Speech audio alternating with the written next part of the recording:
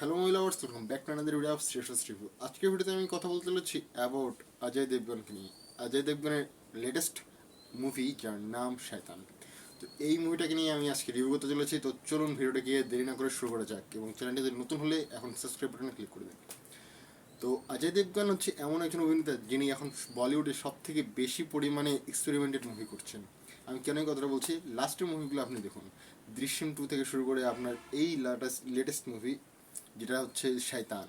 এই ধরনের মুভিগুলোতে প্রত্যেকটা একটা স্টোরি কিন্তু আলাদা, এক একটা ফ্যামিলি ড্রামা, কখনো মাস অ্যাকশন, কখনো সূর্যবংশীতে তিনি চলে আসছেন অ্যাজ এ সিঙ্গাম।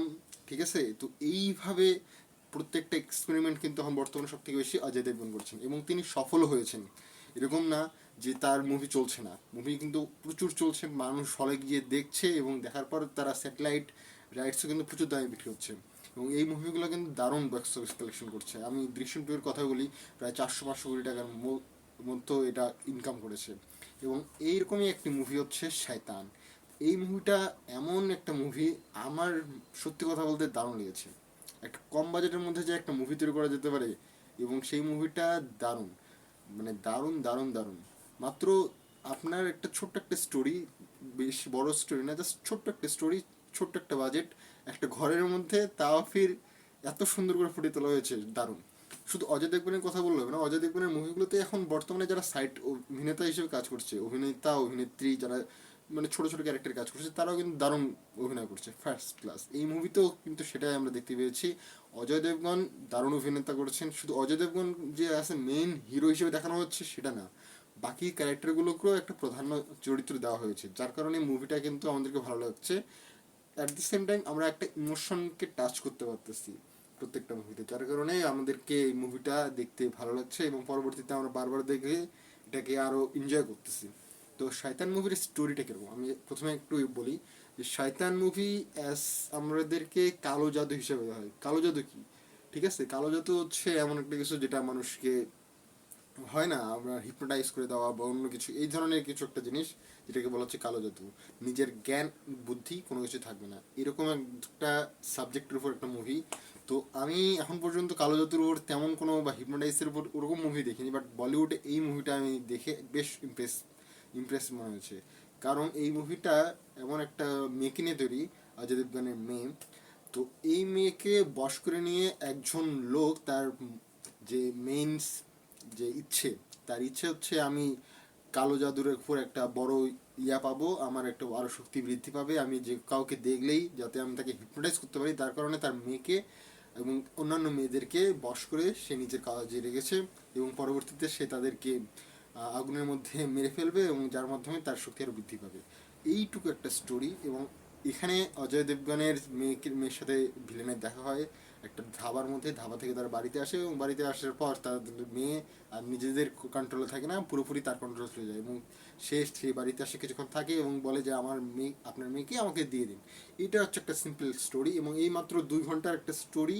মানে 2 ঘন্টা তো মুভিতে আমরা দেখছি, এবং কাহিনীতেও সেই 2 ঘন্টারই একটা রাতের জাস্ট স্টোরি, জাস্ট একটা বাড়িতে তৈরি, মানে শ্যুট করা হয়েছে। তো এই মুভিটার যে গল্পটা যখন আপনারা দেখতেছেন, শুরুতে প্রথমত ব্যাকগ্রাউন্ড মিউজিকগুলো দারুণ লেগেছে, যেগুলো থ্রিল, এটা তো প্রায় সিমিলার টু আপনার হচ্ছে থ্রিলার মুভির মতো। তো ব্যাকগ্রাউন্ডে যদি ভালো মিউজিক না থাকবে তাহলে আপনি এটা এনজয় করতে পারবেন না। তো এই মুভিতে ব্যাকগ্রাউন্ড মিউজিকটা দারুণ দেওয়া হয়েছে। ব্যাকগ্রাউন্ড মিউজিক, দেন আর্টিস্টদের অভিনয়, প্লাস এই মুভিতে যে স্টোরিটাকে তুলে ধরা হয়েছে সেটা পরিপূর্ণভাবে তুলে ধরতে পেরেছে ডিরেক্টর, যার কারণে হ্যাটস অফ টু ডিরেক্টর যে মুভিটি ডিরেক্ট করেছেন। প্লাস এই মুভির গল্পটা যেভাবে নিয়ে যাওয়া হয়েছে সত্যি দারুণ লেগেছে, এবং লাস্টের দিকে ইমোশনটাকে টাচ করে ফেলেছে। প্রত্যেকটা মুভি তখনই সাকসেসফুল হয় যখন সেটা ব্যবসাতে ভালো করছে, এটা দেখার দরকার নেই, যখন সেটা দর্শকের মনে গেঁথে যাবে। যখন একটা মুভি গেঁথে যাবে না একটা দর্শকের মধ্যে, সে আরও দর্শককে বলবে যে আসো এই মুভিটা দেখো, একবার দেখলে বুঝতে পারবা যে মুভিটার ইমোশনটা তখন টাচ করতে পারতেছে কি পারতেছে না। যার কারণে মুভি একটা হিউজ পরিমাণ বিজনেস করতে পারে, করতে পারুক বা না পারুক, স্যাটেলাইট রাইটস, ওটিটি রাইটস, এইসবে অনেক ভালো ব্যবসা করবে। এই মুভিটার ক্ষেত্রে দারুণ, মানে দারুণ, সত্যি দারুণ লেগেছে। প্রথম কথা বলতে গেলে মুভির স্টোরি অনেক ফ্যান্টাস্টিক, নো বোরিং পার্টস। মুভিতে কোনো জায়গায় মনে হবে না যে আমি এই মুভিটা এখন আর দেখতে পাচ্ছি না, বোরিং লাগতেছে, এরকম মনে হবে না। বা হয় না অনেক সময় এমন একটা তৈরি হয় যে বাজেট অনেক বেশি হয়ে গেছে কিন্তু আমরা স্টোরিটাকে তুলে ধরতে পারতেছি না, ডিরেক্টর ওই স্টোরিটাকে তুলে ধরতে পারছে না, তাহলে কিন্তু এটা ডিরেক্টরের একটা ব্যর্থতা। কিন্তু এরকম এই মুভির ক্ষেত্রে হয়নি। এই মুভির মেইন কনসেপ্ট অবশ্যই ভালোভাবে তুলে ধরা হয়েছে। অজয় দেবগনের অভিনয়, অন্যান্য অ্যাক্টার্সদের অভিনয় সত্যি দারুণ, প্রশংসনীয়। সিনেমাটোগ্রাফার অনেক সুন্দর কাজ করেছে, কোনো গানের দরকার নেই ভাই। একটা থ্রিলার মুভি তৈরি করতে গেলে কোনো গান লাগে না, কোনো ব্যাকগ্রাউন্ড মিউজিকটা দিয়েই বুঝে দেওয়া যায় যে হ্যাঁ এই জায়গাটাতে আমরা এখন এনজয় করতে চলেছি এই মুভিটাকে।